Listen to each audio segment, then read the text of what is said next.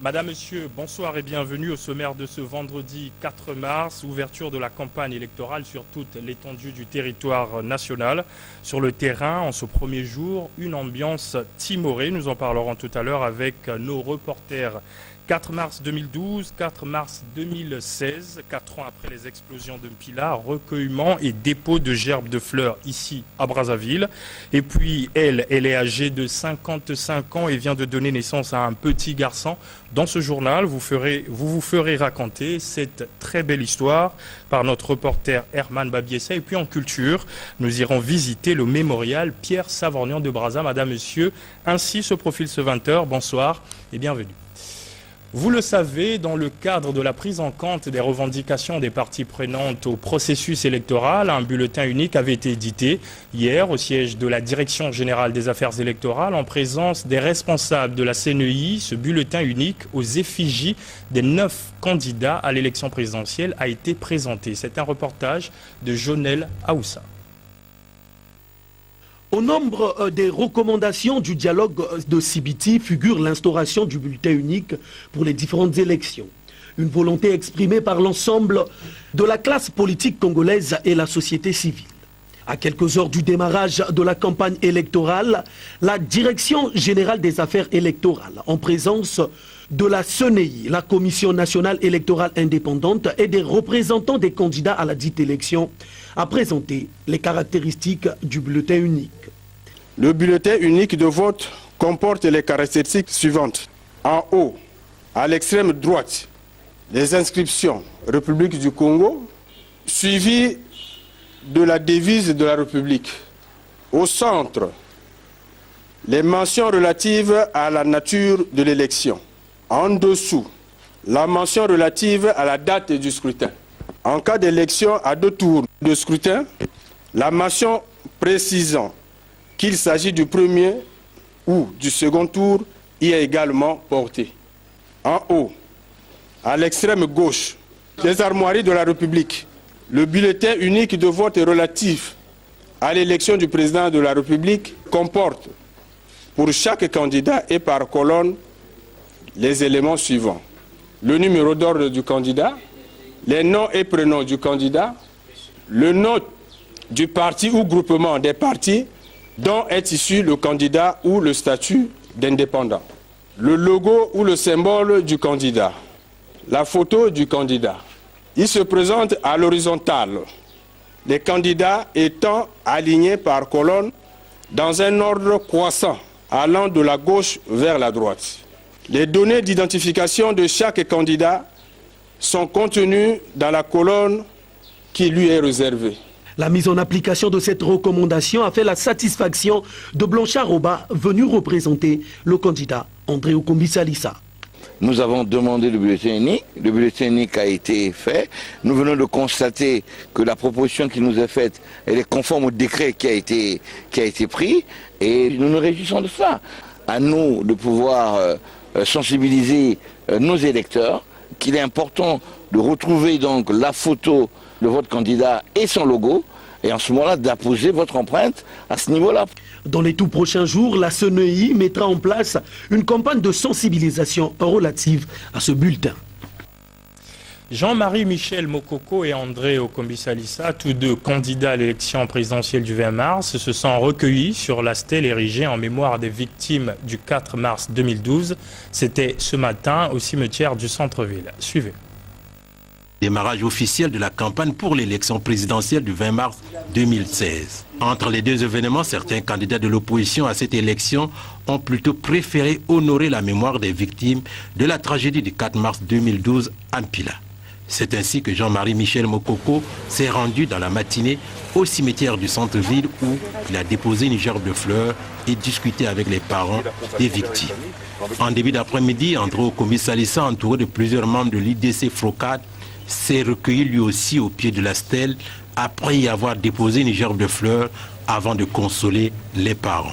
L'opposition réelle a préféré célébrer cette journée en signe de méditation et de recueillement.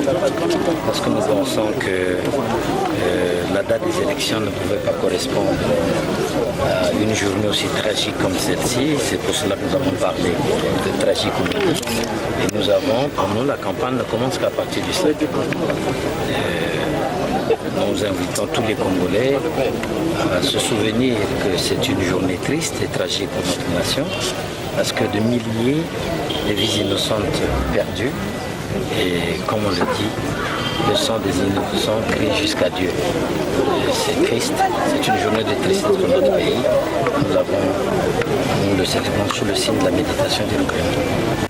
Toutefois, les candidats n'ont pas été les seuls à se souvenir des victimes du 4 mars 2012, car outre les parents, quelques autres personnalités y ont également été au cimetière. À l'initiative de la direction générale de campagne de la majorité présidentielle, une messe a été dite en la basilique Sainte-Anne du Congo pour commémorer les victimes du 4 mars 2012. Même son de cloche en la paroisse Sainte-Marie de Wenzé. Reportage Grace Nzanga, Claude Alain, Bangoma.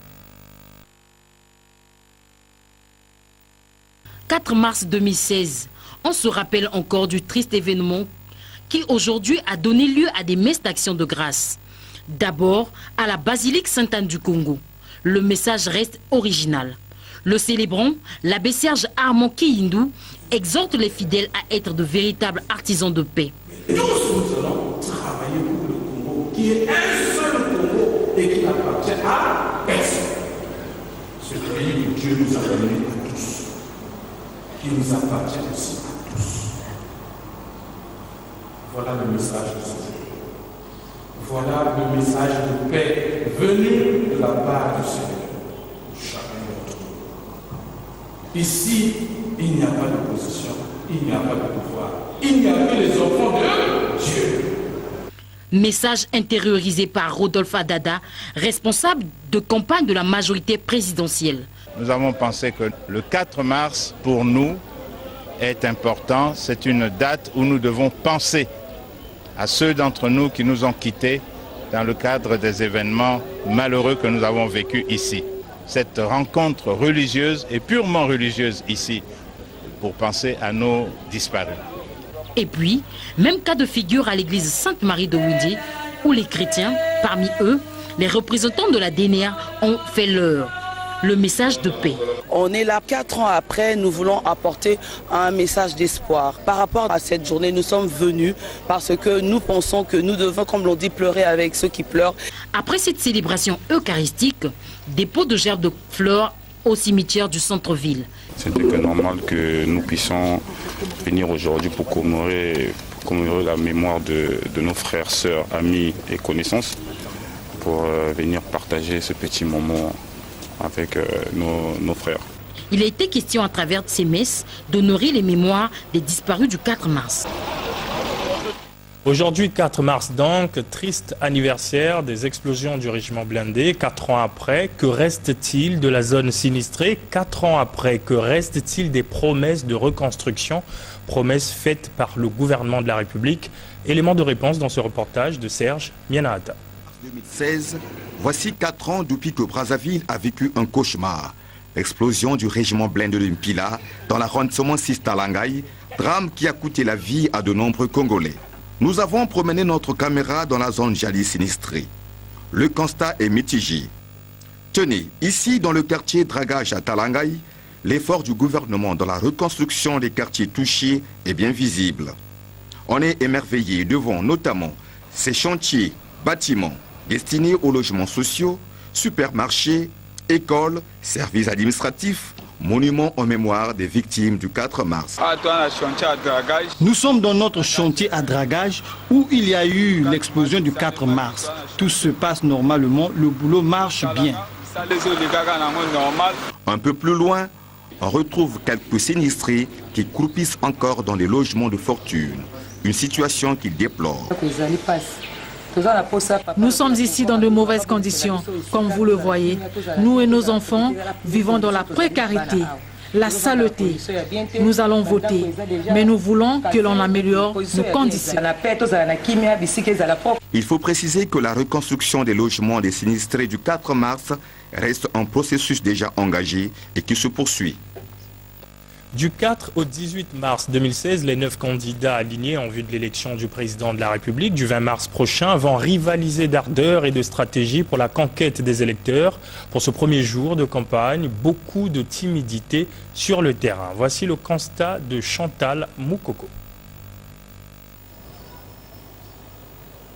Ce vendredi 4 mars, sur toute l'étendue du territoire national, la campagne relative à l'élection présidentielle du 20 mars prochain a officiellement démarré.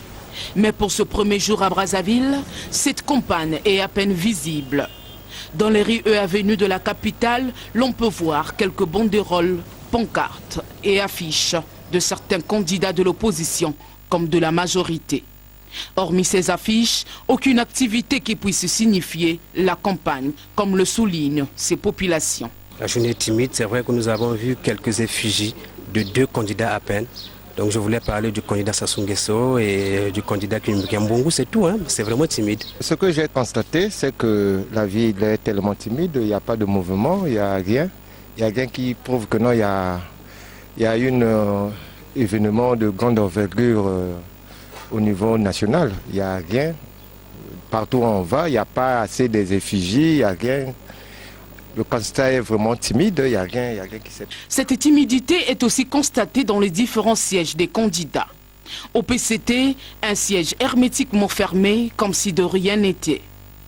Du côté de l'opposition, tout comme du candidat indépendant, cette journée a été consacrée essentiellement pour le recueillement aux victimes du 4 mars. La première journée, c'est une journée de recueillement en mémoire de nos compatriotes, de nos mamans, de nos frères, de nos sœurs qui ont quitté ce monde du fait de cet accident douloureux, malheureux que nous avons connu et qui va rentrer dans les annales de l'histoire de notre République. La journée du 4 mars pour nous est une journée de recueillement pour penser à nos morts du 4 mars et pour d'autres. Cette journée pour nous serait en réalité, puis c'est l'ouverture de la campagne, une journée de la joie comme tous les autres candidats. La campagne, bien que timide à Brazzaville ce premier jour, reste toutefois ouverte jusqu'au 18 mars prochain. À Pointe-Noire, le député Mavungu Zinga Mabio de l'opposition a échangé avec le commandant de la zone militaire numéro 1, le général Jean Olesongo. Les 2 hommes ont passé au crible les stratégies à mettre en œuvre pour un scrutin présidentiel apaisé au Congo et à Pointe-Noire. Même message véhiculé par le député Isaac Folo. Voici le reportage de notre bureau à Pointe-Noire.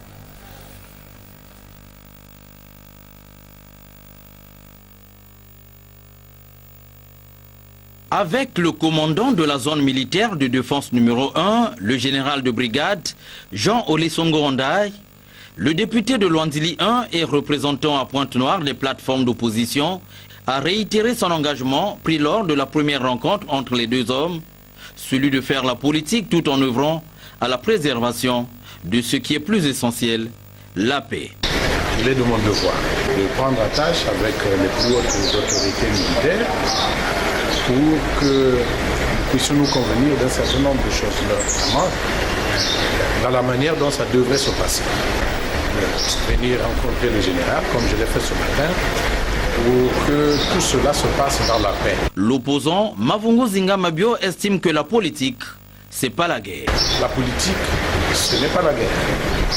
C'est l'occasion de faire de telle sorte que tout se passe dans l'harmonie et que, in fine, celui qui gagne, gagne et que celui qui perd, perde, mais tout en reconnaissant naturellement les valeurs intrinsèques de l'autre. Dans le 6e arrondissement Ngoyo, le député de la circonscription, Raymond Isaac Folo, et le conseiller municipal, Didas Bongolo, ont également réuni les populations pour lancer un appel à la prise de conscience et leur adresser un message pour une campagne présidentielle apaisée dans cette circonscription et dans le reste du pays. c'est le message de la paix.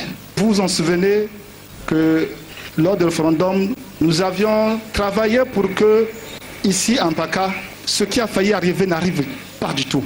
Nous voudrons, encore une fois de plus, pour ces élections, que la paix puisse régner.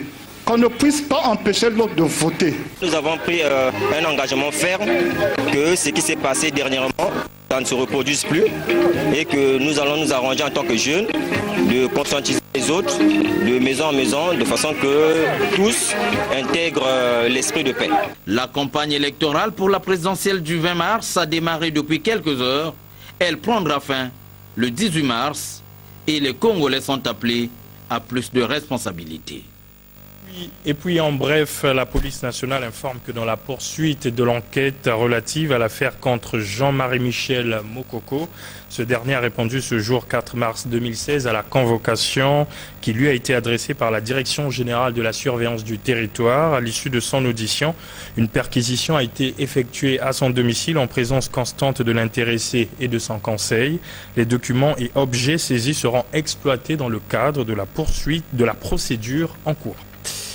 Après la partie processus électoral, poursuivant ce journal, le volet droits de l'homme de la Constitution du 6 novembre 2015 a fait l'objet d'un plaidoyer à Genève, en Suisse, où le ministre congolais des Affaires étrangères, Jean-Claude Gakosso, a évoqué ces questions en présence de plusieurs personnalités. Alors Jean-Claude Gakosso a en outre éclairé l'opinion sur l'élection présidentielle du 20 mars. Brinel Liwata pour le commentaire.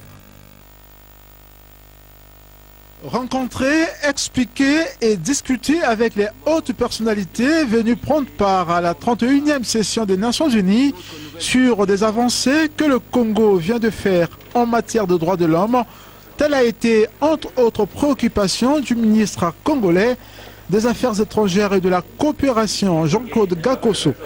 Le premier à lui ouvrir les portes a été le haut-commissaire aux droits de l'homme des Nations Unies, hôte de la dite session.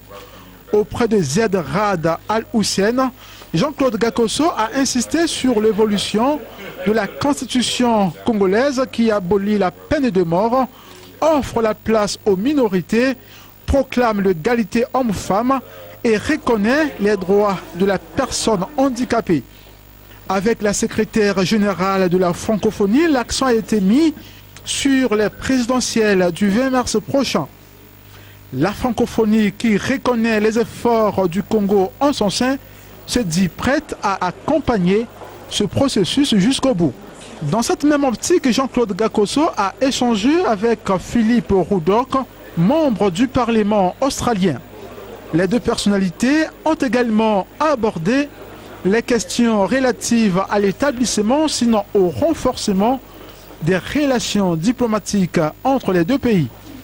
Le parlementaire australien a saisi l'occasion pour solliciter le soutien du Congo à la candidature de son pays au Conseil de sécurité des Nations Unies.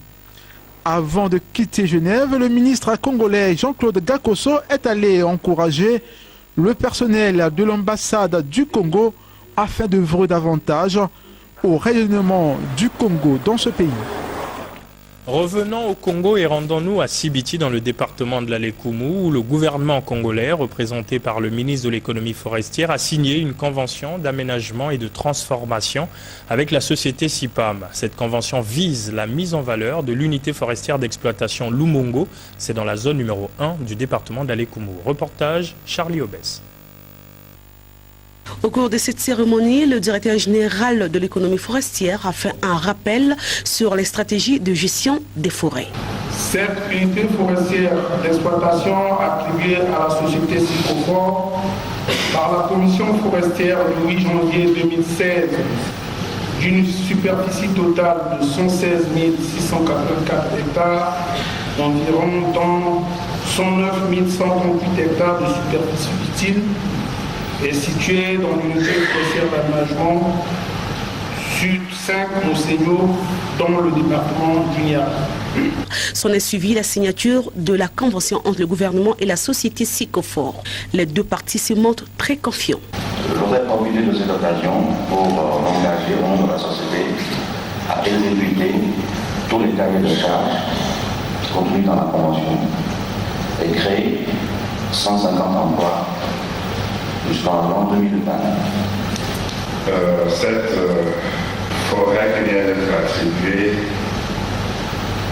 à Sycophore représente une superficie de 116 000 hectares, dont 109 000 hectares de superficie utile. Cette superficie additionnelle porte à 469 000 hectares la superficie totale concédée à Sycophore pour une possibilité annuelle de 366 000 m3, permettant ainsi à l'entreprise d'assurer l'approvisionnement et rationnel de son milieu de transformation et ainsi d'atteindre les objectifs de développement qu'elle s'est assignés.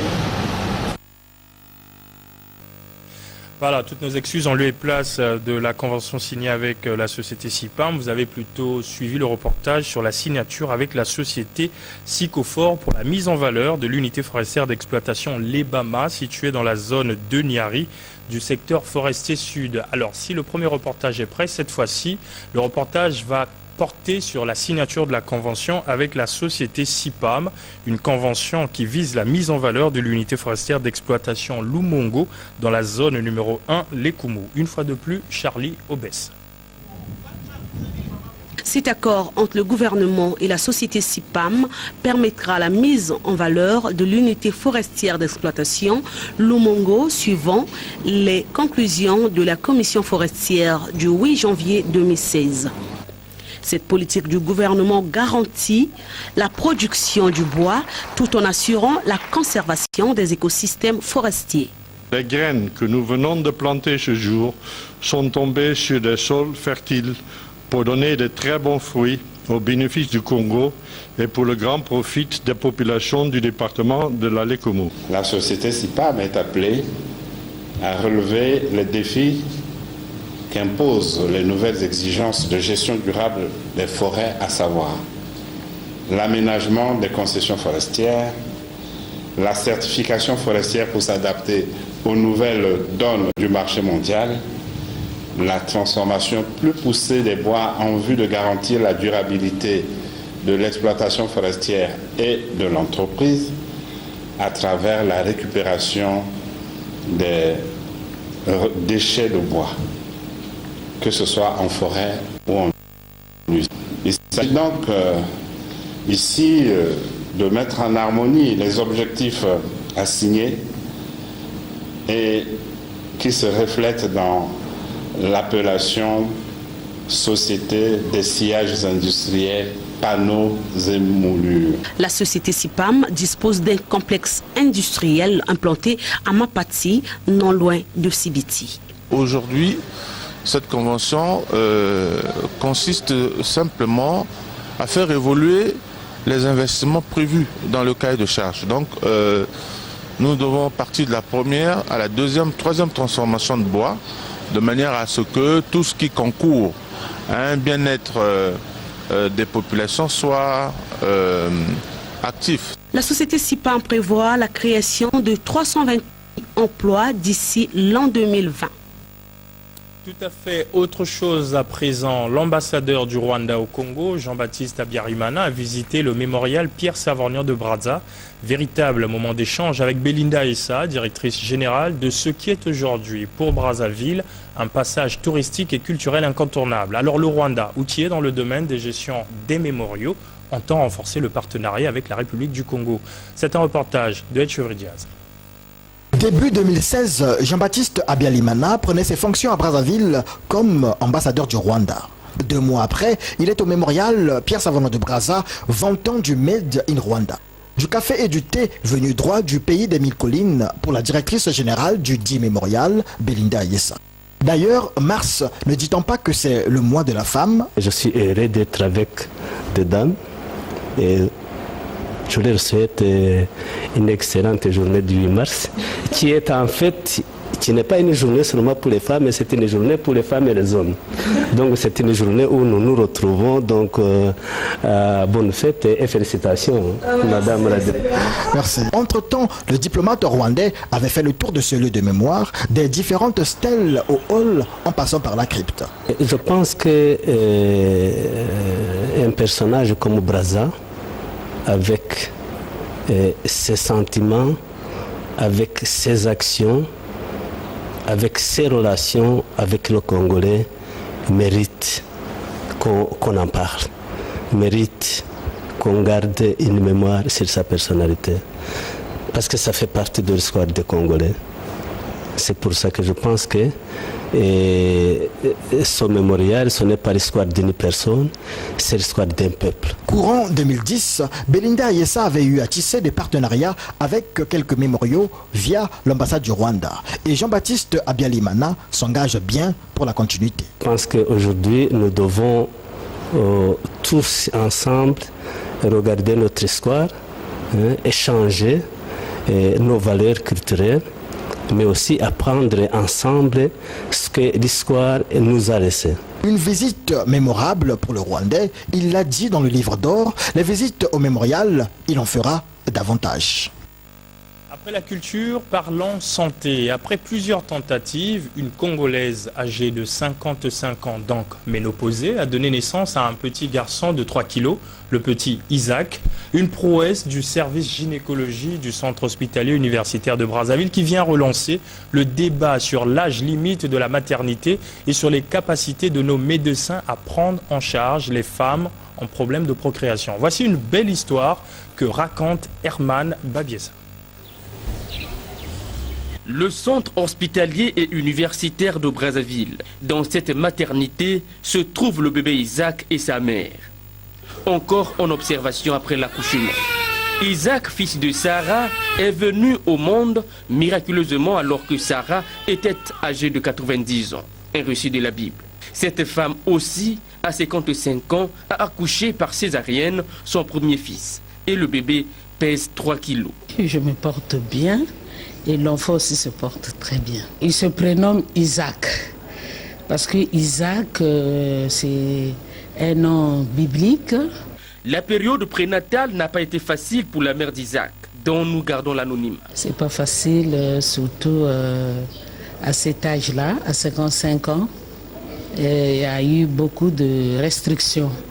Il ne faut pas faire ceci, pas de longue marche, pas de voyage. Et ne pas prendre n'importe quel médicament, et au moins jusqu'à au moins 3 mois. J'avais un seul médicament, on m'avait autorisé de prendre un seul médicament, c'est le Doliprane. Cet exploit n'est pas un fait du hasard, mais le résultat d'un travail scientifique réalisé par le professeur Léon Hervé Ilouki et son équipe. Nous connaissions le dossier médical, nous connaissions le statut biologique du couple, parce que n'oublions pas que nous parlons ici d'un enfant donc il naît d'un père et d'une mère. Bien. Le mari ne nous posait pas de problème, malgré son âge à lui également. Mais c'est plutôt la femme qui était devenue ménopausée. Alors il restait une seule solution, c'était qu'on lui fasse un don d'ovocytes, de ce qui lui manquait naturellement, qui serait par l'ovaire. On a pris cet ovocyte, on a mis ensemble avec le sperme du mari, et cela a permis donc d'obtenir au laboratoire le début d'un futur fœtus, donc un embryon, et c'est généralement au 4e jour au plus tard de la fécondation que l'on réimplante dans la cavité utérine de la femme. La procréation médicalement assistée, aujourd'hui une solution au problème d'infertilité. Et ce n'est pas le premier cas, nous c'est le deuxième cas que nous avons ici. Et toujours avec la même équipe de nos collègues à l'extérieur. Non, quant à préparer une femme à une ponction d'ovocytes, nous avons tous les outils qu'il faut. Au CHU de Brazzaville, oui. Préparer une femme quant à ce qu'on obtienne une maturité des follicules dans son ovaire, les prélever, mais nous en avons la capacité et le matériel qu'il faut et les outils qu'il faut. Dans le monde, Un couple sur 7 a des difficultés pour avoir des enfants. Les problèmes d'infertilité peuvent être du côté de l'homme ou de la femme. Avec la procréation médicalement assistée, tout espoir est permis. Voilà, comme quoi tout est possible quand on y croit. Poursuivant ce journal, plusieurs investisseurs sont attirés par la République du Congo, le cas de Transimex, société du Camerounais Ousmane Gam, spécialisée dans la prise en charge des marchandises, la consignation, le fret maritime et le transport. Une société qui bénéficie d'ores et déjà des bienfaits de la route d'intégration sous-régionale Brazzaville-Ouesso, Saint-Mélima-Douala. Gaël Goma, reportage. Au 4e édition du Forum Afrique Développement de Casablanca au Maroc, le Congo était au rendez-vous. Également, les investisseurs étrangers qui jouent un rôle non moins important dans la valeur ajoutée dans l'économie congolaise. Parmi eux, Ousmane Ngam, président directeur général de Transimex et de Gamma Engineering du groupe NIG Holding. Il a investi au Congo et a créé plus d'une centaine d'emplois qu'il compte doubler dans les 3 prochaines années. Le port en eau profonde de Pointe-Noire est un port aux capacités nautiques très attractives. Le tirant d'eau est à peu près à 15 mètres. Techniquement, ça permet d'accoster des bateaux qui sont plus grands, beaucoup plus grands qu'à Douala. Et nous n'avons pas résisté à cela. Nous avons donc créé une escale bateau à Pointe-Noire, ce qui nous permet de faire venir des bateaux d'Asie beaucoup plus chargés qu'on l'aurait fait en passant par le Cameroun. Beaucoup de projets aujourd'hui au Congo, notamment la construction de la cimenterie Dangote, bénéficient du soutien logistique de Transimex. Nous avons investi au Congo bientôt près de 2 milliards de francs CFA. 98% de notre personnel est congolais. Présent dans 6 pays dans le Congo, Transimex est une société de logistique intégrée qui s'occupe entre autres de métiers de prise en charge de la marchandise dans le bateau, la consignation, l'accolage. Son PDG salue le corridor Pointe-Noire, Brazzaville, Ouesso, Saint-Mélima, Douala. L'aménagement de cette route est salutaire et je voudrais ici remercier les hautes autorités, tant congolaises que camerounaises, qui ont pris cette initiative et qui l'ont conduite à bon port. Ça permet effectivement aux 2 pays de communiquer ensemble, d'acheminer. Réunion du comité exécutif de l'initiative pour la transparence dans les industries extractives ITIE avec le cabinet d'études Fairlinks sur la table de réunion, élaboration du rapport de l'ITIE exercice 2014. La déléguée de ce cabinet, Magali Kretman, a positivement apprécié les performances du Congo. Magali Ambois. La transparence dans la gestion des revenus issus des industries extractives est une réalité au Congo. C'est ce qui ressort de la séance de travail qui s'est tenue ce 4 mars à Brazzaville entre le comité exécutif de l'initiative pour la transparence dans les industries extractives, ITIE, et le cabinet Fairlinks, représenté ici par Magali Kretman, représentante de l'administrateur indépendant en charge de l'élaboration du rapport de l'ITIE 2014. Ce rapport, qui a toute son importance, concerne le secteur des hydrocarbures, des mines solides et des forêts. Au niveau de cette étude de cadrage, il s'agit naturellement de regarder le périmètre des entreprises qui vont faire partie, n'est-ce pas, du rapport, regarder les flux de paiement et de recettes qui vont intégrer le rapport. Notre processus, comme je l'ai dit, c'est un processus majeur. Nous sommes aujourd'hui à l'étape de la production, n'est-ce pas, du 7e rapport. Il y a des recommandations qui ont été faites par les administrateurs indépendants. Il y a un niveau de mise en œuvre de ces recommandations qui est naturellement apprécié. Le Congo figure parmi les pays conformes aux exigences de l'ITIE, a souligné Magali Kretman. L'ITIE au Congo est un processus qui est solide, qui est mature, avec un comité exécutif qui se réunit régulièrement, qui fonctionne bien, où les débats sont animés, mais sont respectueux des propos et des points de vue de chacune des parties prenantes, ce qui est très important. C'est un processus ITIE qui est aussi solide parce que les parties déclarantes, aussi bien les entreprises que les administrations, sont très impliquées. Ces travaux ont été présidés par Samuel Chikabanka, membre du comité exécutif de l'ITIE. Énième accident sur la route Kombo-Mukondo, comme dans un film de science-fiction. Cette fois-ci, c'est un véhicule de marque Toyota qui a terminé sa course dans une parcelle. quelques dégâts matériels enregistrés. Cet accident vient une fois de plus tirer la sonnette d'alarme sur le manque de sérieux de certains usagers de la route qui n'hésitent pas à appuyer sur le champignon et sur la sécurisation aussi des habitations riveraines. Gaël Goma. La route, facteur de développement, la route peut être également un danger pour les usagers qui font fi des règles de circulation. En témoigne ce véhicule de marque Toyota, appelé communément cuisse de boulet, qui a échoué dans cette parcelle. C'était dans la nuit d'hier. Bilan, quelques dégâts matériels. Le chauffeur, après son forfait, s'est volatilisé dans la nature.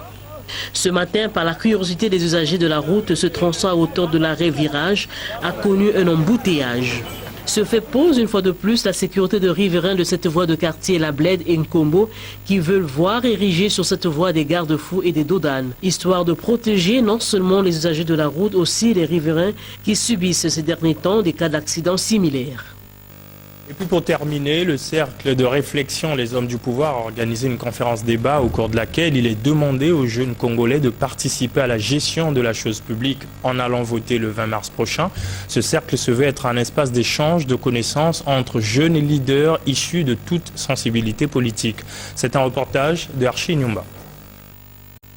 Les membres du cercle de réflexion Les Hommes du Pouvoir, à l'occasion de leur sortie officielle, ce mercredi 2 mars, n'ont pas voulu passer pieds joints l'explication de la dénomination de leur association qui se veut un cadre d'échange, de partage de connaissances, d'aide et d'assistance sociale. Nous sommes un cercle de réflexion dénominé Hommes du Pouvoir. En nous se trouve un pouvoir. Le pouvoir, c'est ce qui nous permet de nous affirmer, de nous montrer utiles. Nous avons pensé qu'il était l'heure où la jeunesse devrait ou à jamais s'affirmer pour prendre son destin en main, celui de préparer son avenir. C'est nous les cadres de demain. Mais si nous ne sommes pas préparés, si nous ne nous affirmons pas, si nous ne nous habituons pas, en tout cas, au pouvoir, et croyez-moi qu'on aura un Congo sans une jeunesse aussi à la hauteur de ses attentes. Deux thèmes ont été développés pour la circonstance, à savoir l'entrepreneuriat et la citoyenneté. Nous avions voulu là aborder une frange de la partie de la citoyenneté. C'est parti d'un constat. Nous avions constaté dans la société congolaise qu'il y a eu beaucoup d'actes d'incivisme, qui préfèrent critiquer sur les réseaux sociaux, qui préfèrent critiquer dans les rues. Mais ces jeunes-là ne vont pas voter. Alors que le droit de vote, c'est un droit fondamental pour participer à la gestion de la chose publique. À l'issue de cette cérémonie, des recommandations ont été formulées, parmi lesquelles l'entretien civil. Juste après ce journal, Clémence Mbassi reçoit en entretien spécial le président du Conseil supérieur de la liberté de communication, Philippe Mvo. L'entretien portera sur les précisions à communiquer à la presse en vue de la réussite de la couverture médiatique de la campagne électorale. Madame, Monsieur, ainsi se referme ce journal. Heureux de vous l'avoir présenté et merci de nous avoir été fidèles. Demain, je vous retrouve à 20h avec le même engouement. Portez-vous bien. Au revoir.